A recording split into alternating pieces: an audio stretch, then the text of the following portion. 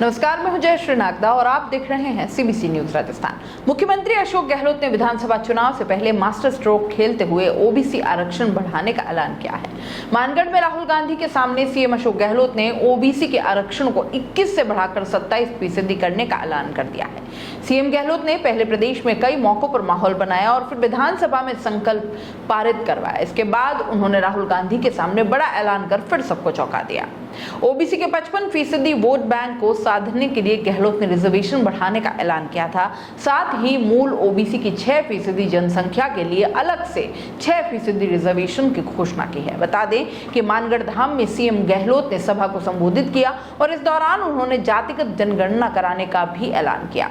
गहलोत बोले कि लंबे समय से प्रदेश में जातिगत जनगणना की मांग की जा रही है, जिसकी जितनी भागीदारी उसकी उतनी हिस्सेदारी के सपने को हमारी सरकार साकार करेगी। साथ ही सीएम ने यह भी कहा कि मूल ओबीसी की 6% आबादी के लिए सरकार अलग से 6% आरक्षण का प्रावधान करेगी, यानी कि ओबीसी की बड़ी जातियों और अत्यंत पिछड़ी जातियों के बीच किसी भी तरह के टकराव को टालने के लिए सरकार ने बड़ा फैसला किया है। लेकिन सवाल यही है कि सरकार किन जातियों को मूल ओबीसी में गिनेगी, जिन्हें मंडल कमीशन ने आरक्षण दिया वो, या फिर जो जातियां बाद में ओबीसी में शामिल हुई। एक बड़ा सवाल यह भी है कि क्या उनमें से कुछ जातियों को मूल ओबीसी में माना जाएगा।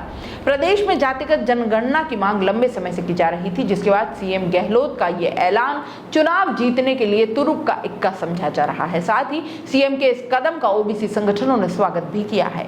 आरक्षित वर्ग सहित संरक्षक मंच के संरक्षक और पूर्व प्रशासनिक अधिकारी जस्साराम ने कहा है कि ओबीसी के 21% आरक्षण को बढ़ाकर 27% करना स्वागत योग्य कदम है। मूल ओबीसी के लिए 6% आरक्षण तय करने से पहले सरकार को यह ध्यान रखना चाहिए कि वर्तमान में मिल रहे 21% आरक्षण से किसी भी तरह की छेड़छाड़ ना हो। मूल ओबीसी को 6% आरक्षण दिया जाता है तो इससे ओबीसी की जातियों को कोई ऐतराज नहीं है। बस हमारी निगाह सिर्फ इस बात पर है कि सरकार मूल ओबीसी को परिभाषित किस तरह करती है। कांग्रेस को लगता है कि यह कदम प्रदेश में बीजेपी को चुनाव में जीतने से रोकने में कारगर साबित होगा। जानकारों का यह मानना है कि सरकार बीजेपी के राष्ट्रवाद और धर्म के नाम पर ध्रुवीकरण की काज के तौर पर ओबीसी स्वाभिमान का नारा बुलंद कर कांग्रेस ओबीसी के बड़े वर्ग को साध सकती है और इसलिए गहलोत ने यह मास्टर कार्ड चुनाव से ठीक ऐन पहले खेला है।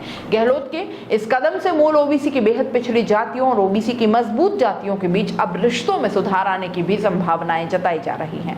गहलोत के इस फैसले से बीजेपी के सामने मुश्किलें खड़ी हो सकती हैं। अगर ओबीसी को गहलोत राजी रखने में कामयाब हो गए तो बीजेपी को चुनाव में नए सिरे से रणनीति बनाने पर मजबूर होना पड़ सकता है।